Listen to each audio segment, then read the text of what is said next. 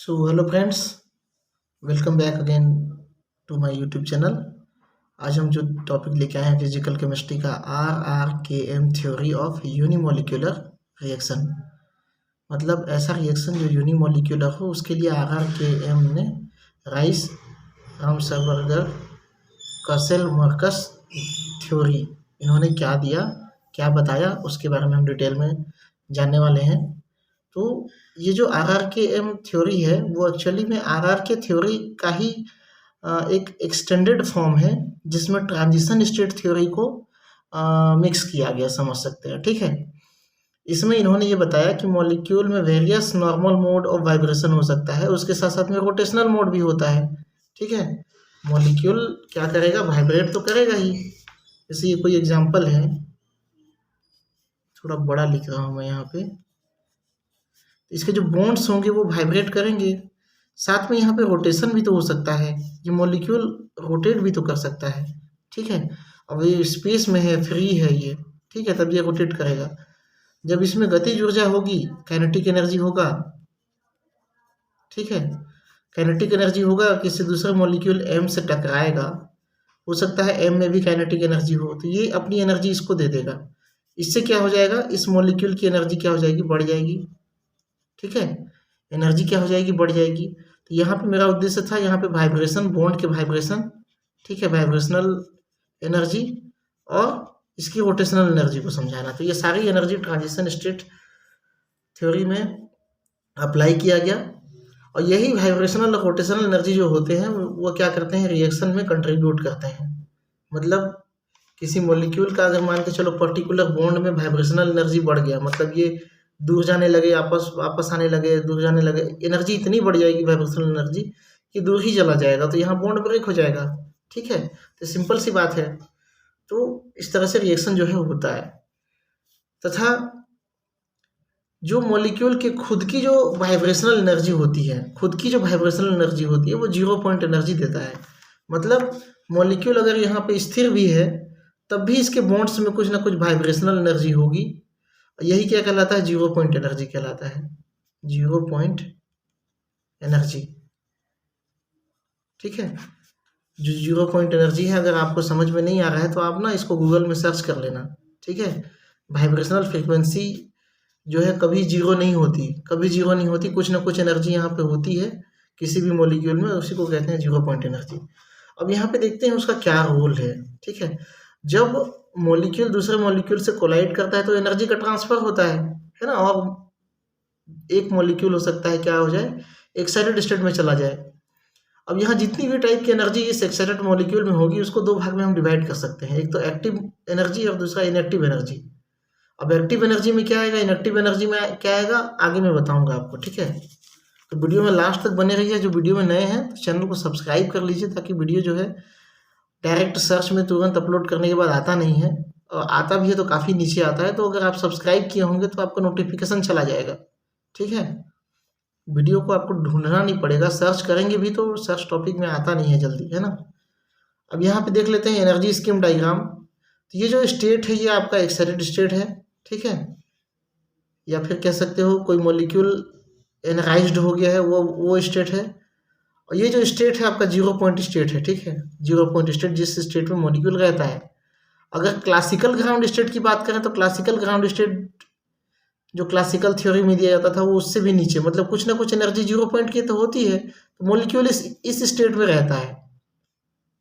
लेकिन classical theory के अनुसार मॉलिक्यूल यहाँ रहता है। ठीक है, कुछ इस तरह से। और ये एनर्जी क्यों बढ़ रही है, मैंने RRK थ्योरी में बताया था आपको कि जब मॉलिक्यूल के वाइब्रेशनल किसी विशेष बॉन्ड की ओर झुकते हैं तो उसकी क्लासिकल एनर्जी में भी ग्रोथ होता है, क्योंकि उस कंडीशन में उसकी 0 पॉइंट एनर्जी भी बढ़ जाती है।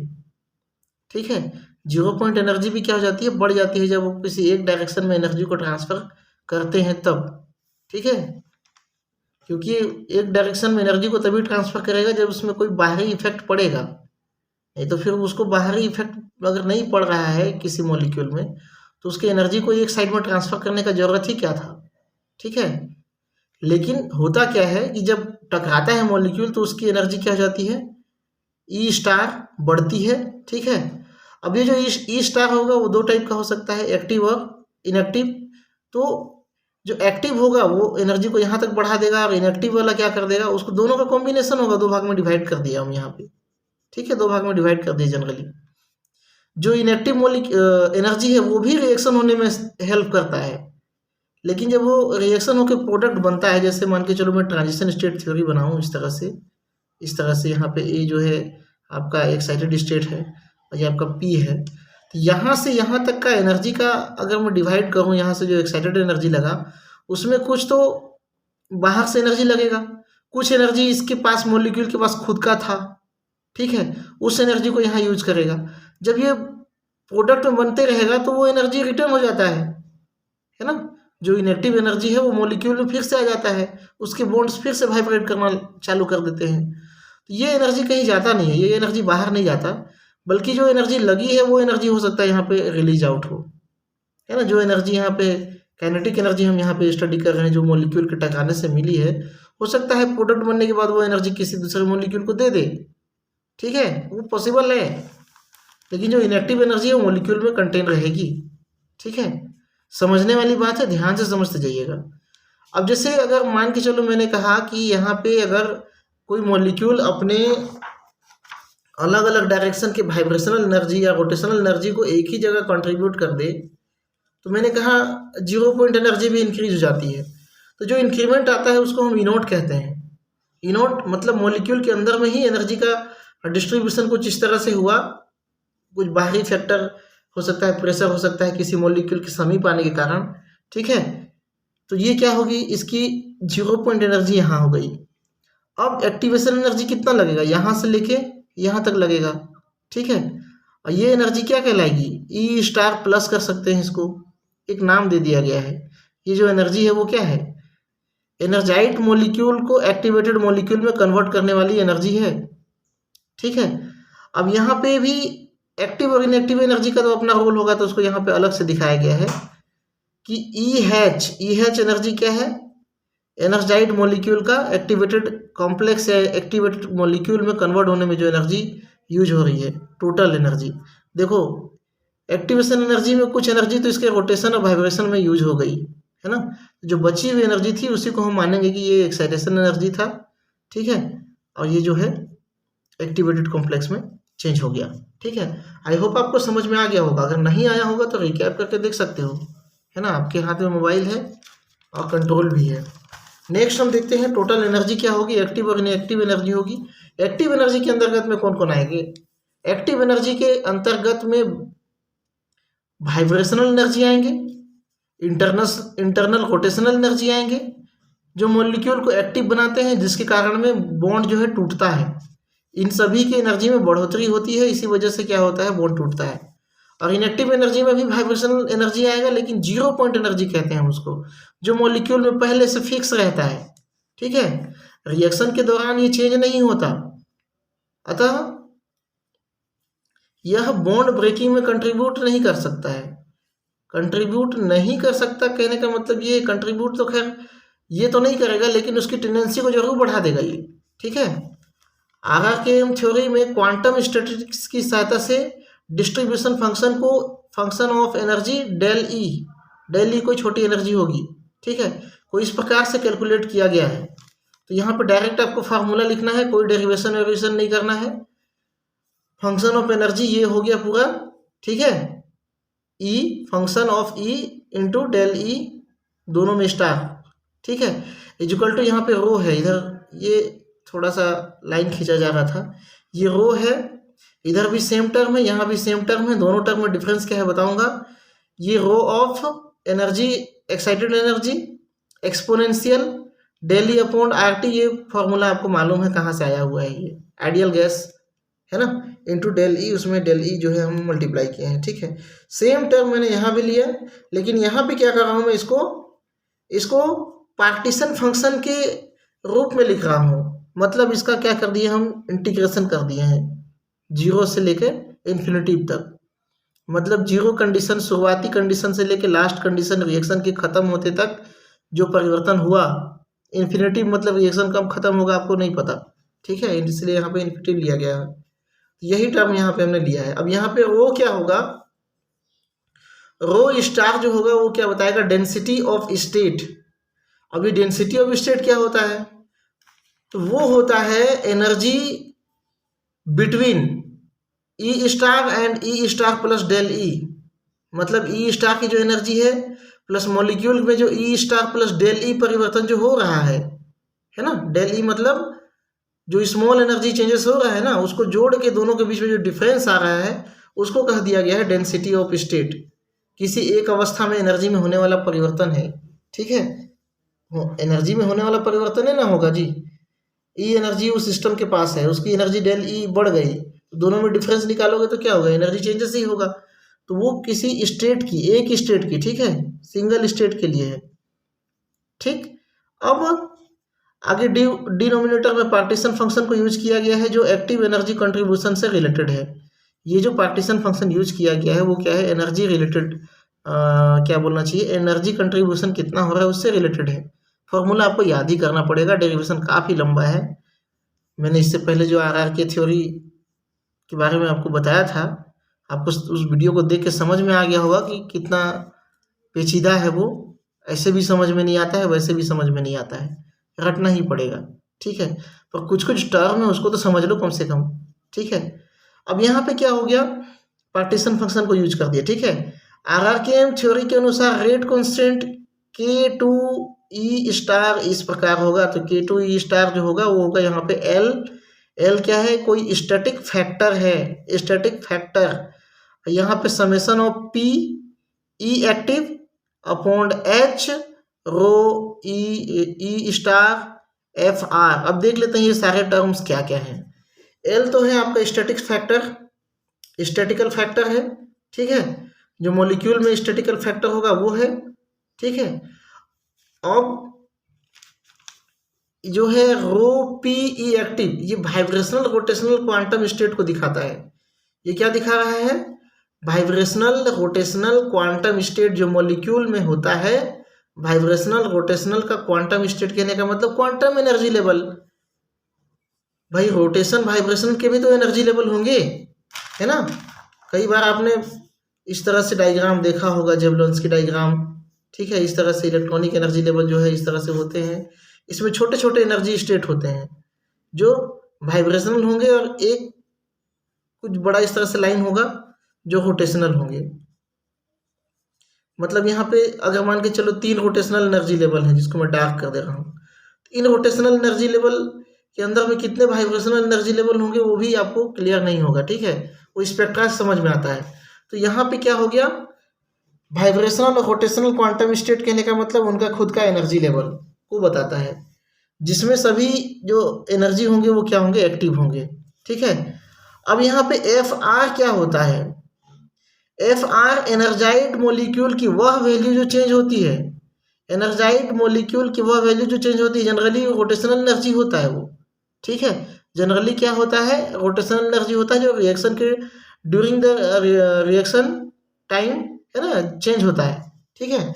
अब आगे देख लेते हैं और एक इक्वेशन, 2 इक्वेशन आप याद कर लीजिए, उसके मीनिंग्स को यहाँ पे लिख दीजिए, इसके भी मीनिंग्स क्या क्या होते हैं, पार्टीशन फंक्शन, ये सब लिख दीजिए। उसके बाद लास्ट एक इक्वेशन और याद कर लीजिए, तीन इक्वेशन आपको याद करने के लिए पड़ेगा, ठीक है। ओवरऑल रेट कांस्टेंट क्या होगा, ये बहुत ईजी है।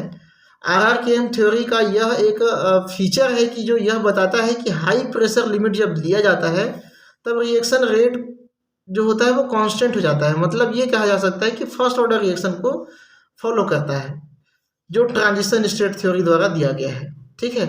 देखो आरआरके थ्योरी में हमने क्या देखा था कि लो प्रेशर में सेकेंड ऑर्डर रिएक्शन शो कर रहा है और हाई प्रेशर पे फर्स्ट ऑर्डर, लेकिन ये सेकेंड ऑर्डर रिएक्शन शो करेगा कैसे, क्योंकि यहाँ पे तो यूनिमोलिक्यूलर रिएक्शन हम स्टडी कर रहे हैं। यूनिमोलिक्यूल में तो एक ही मॉलिक्यूल होगा, दूसरा मॉलिक्यूल अपना एनर्जी जो दिया वो अपना उसी अवस्था में वापस चला गया टकरा के, ठीक है। तो ओवरऑल रेट कांस्टेंट क्या होता है, फर्स्ट ऑर्डर ही होता है, जो कि आरआरकेएम थ्योरी द्वारा क्लियर किया गया है, ठीक है।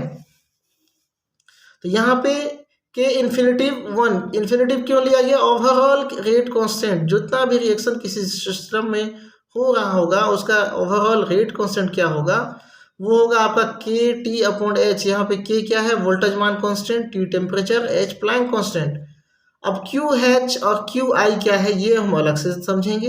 अब exponential minus E not star upon K T, ये तो बताने की जरूरत नहीं है ये क्या है, ठीक है, ये एनर्जी है, ये के टी है, एक्सपोनेंशियल के घात में है, ठीक है। अब यहाँ पे जहाँ पे भी ई क्यू हैच है, क्यू दिखाता है पार्टीशन फंक्शन को, आप स्मॉल क्यू में डिनोट कर सकते हैं या फिर कैपिटल लेटर में क्यू डिनोट कर सकते हैं, कोई दिक्कत नहीं है, आपकी इच्छा है। ये हैच दिखाएगा आपका एक्टिवेटेड मॉलिक्यूल का पार्टीशन फंक्शन, और क्यू आई दिखाएगा आपका इनिशियल स्टेट में जो मॉलिक्यूल होगा उसका पार्टीशन फंक्शन को शो करेगा। एक्टिवेटेड मॉलिक्यूल का पार्टीशन फंक्शन को डिवाइड करना है आपको जो इनिशियल स्टेट में मॉलिक्यूल है उसके पार्टीशन फंक्शन से, देन इसको सॉल्व करना है। ये काफ़ी इजी फार्मूला हो जाता है RRKM थ्योरी के द्वारा जो दिया गया रेट कांस्टेंट डिटरमाइन करने का, क्योंकि ये टेम्परेचर आपको दिया जाएगा क्वेश्चन में, कांस्टेंट आपको मालूम है कितना होता है, एच का वैल्यू मालूम होता है, आपको पार्टीशन फंक्शन भी दिया जाएगा, आपको कैलकुलेट करने में क्या दिक्कत है, ठीक है। इस फार्मूला से आप आसानी से कैलकुलेट कर सकते हैं न्यूमेरिकल, जो कि नेट सेट गेट एग्जाम में पूछा जाता है अक्सर। अब ओवरऑल हमने क्या समझा ये देख लेते हैं, क्योंकि कई लोग को ये पता ही नहीं रहता है कि हम पढ़ क्यों रहे हैं भाई, क्या फ़ायदा है इससे। RRKM थ्योरी की सहायता से एनर्जाइड एंड एक्टिवेटेड मॉलिक्यूल के मॉडल्स को डिसाइड किया जा सकता है, जो एक्टिवेटेड होगा या एनर्जाइड मॉलिक्यूल होगा, दोनों का अलग अलग मॉडल हम बना सकते हैं, बता सकते हैं, समझा सकते हैं। वाइब्रेशनल फ्रीक्वेंसी जो नॉर्मल मोड का होता है उससे यह पता लगाया जा सकता है कि कौन सी एनर्जी एक्टिव है या इनएक्टिव है। जैसे मान के चलो हमको स्पेक्ट्रा मिल गया मॉलिक्यूल का, ठीक है, उसमें हमको एक विशेष फ्रीक्वेंसी मिलेगी, किस फ्रीक्वेंसी में वो एब्जॉर्ब कर रहा है ना। यहाँ पे हम कोलाइड नहीं करवा रहे हैं, हम यहाँ पे स्पेक्ट्रा लेने के लिए एनर्जी से उससे कोलाइड करवा रहे हैं, एनर्जी से, फोटोन से, ठीक है। उस कंडीशन में फ्रीक्वेंसी क्या होगी, दो तरह की फ्रीक्वेंसी मिलेगी, एक फ्रीक्वेंसी मिलेगी आपकी एक्टिव एनर्जी के लिए और एक क्या होगी, इनएक्टिव एनर्जी के लिए, ठीक है। तो इससे ये पता चल जाएगा कि इनएक्टिव एनर्जी उस मॉलिक्यूल में कितनी थी और एक्टिव मॉलिक्यूल कितनी उसकी लगी, ठीक है। अब अलग अलग कॉन्सेंट्रेशन पर के डैश कांस्टेंट को न्यूमेरिकल मेथड द्वारा कैलकुलेट करा जा सकता है, तो वो मैं आपको बता चुका हूँ, ठीक है। ओवरऑल यह क्लियर हो जाता है कि RRKM थ्योरी एक micro canonical transition state theory है। जो ट्रांजिशन स्टेट थ्योरी होता है उसी को मॉडिफाइड किया है, RRK थ्योरी को मॉडिफाइड किया किसने, मार्कस ने, ठीक है, और एक micro canonical transition state theory दिया। अब ये बताओ कि माइक्रो कैनोनिकल मतलब होता क्या है, तो वो भी समझ लो। जो नॉर्मल रेट कांस्टेंट होता है वो टेम्परेचर डिपेंडेंट होता है, ठीक है, टेम्परेचर बढ़ाओगे रेट कांस्टेंट बढ़ेगा। लेकिन यहाँ पे माइक्रो कैनोनिकल रेट कांस्टेंट क्या होता है, एनर्जी डिपेंडेंट होता है, मतलब एनर्जी दोगे तो रेट कांस्टेंट बढ़ेगा, ठीक है। तो जो एनर्जी डिपेंडेंट, देखो टेम्परेचर और एनर्जी को एक समान मत समझो। टेम्परेचर क्या होता है, तापमान, एनर्जी क्या होती है, ऊर्जा। हालांकि तापमान भी एक तरह का ऊर्जा ही है, लेकिन एक तरह का ऊर्जा है, ठीक है, ऊर्जा के अंदर में ही टेम्परेचर भी आता है, ठीक है जी। लेकिन जब टेम्परेचर अप्लाई करोगे तो उसको नॉर्मल रेट कांस्टेंट कहेंगे। अब एनर्जी चाहे वो किसी तरह का हो, ट्रांसलेशन एनर्जी हो मतलब गतिज ऊर्जा हो, रोटेशनल हो, वाइब्रेशनल हो, ये सब एनर्जी के प्रकार हैं, इलेक्ट्रॉनिक हो, ये सब एनर्जी के प्रकार हैं, आपको समझ में आना चाहिए। ट्रांसलेशन एनर्जी अलग होता है, रोटेशनल एनर्जी अलग होता है, वाइब्रेशनल एनर्जी अलग होता है, इलेक्ट्रॉनिक एनर्जी अलग होता है, फोटोन की एनर्जी अलग होती है, ठीक है, फोटोन की एनर्जी अलग होती है। तो माइक्रो कैनोनिकल क्या होता है, एनर्जी डिपेंडेंट होता है। टेम्परेचर भी एक एनर्जी होती है, तो टेम्परेचर को तो हमने यहाँ पे अलग कर रखा है, ठीक है जी। तो इस तरह से RRKM थ्योरी को आपको डील करना है। यहाँ पे आपका कंप्लीट होता है थ्योरी ऑफ यूनिमोलिकुलर रिएक्शन। सबसे पहले हमने देखा था लिंडमान थ्योरी, उसके बाद में हिंसलवुड थ्योरी। लिंडमान और हिंसलवुड को एक साथ बताना है लॉन्ग क्वेश्चन के लिए, ठीक है। उसके बाद में आ गया था आपका RRK थ्योरी, उसके बाद में आ गया आपका RRKM थ्योरी। तो वीडियो कैसा लगा प्लीज़ कमेंट बॉक्स में बताइए, और इस वीडियो को देखने से पहले प्लीज़ एक बार RRK थ्योरी को इससे पहले देख लीजिए, उसके बाद RRKM थ्योरी को देखिए। RRK थ्योरी हो सकता है आपको उतना समझ में ना आए, नहीं आया तो आप प्लीज़ कमेंट करिए, मैं फिर से उस पर और इजी तरीके से वीडियो जो है बना के आपको प्रोवाइड कर दूंगा, ठीक है। तो चैनल में बने रहने के लिए बहुत बहुत शुक्रिया, धन्यवाद, आभार, थैंक यू।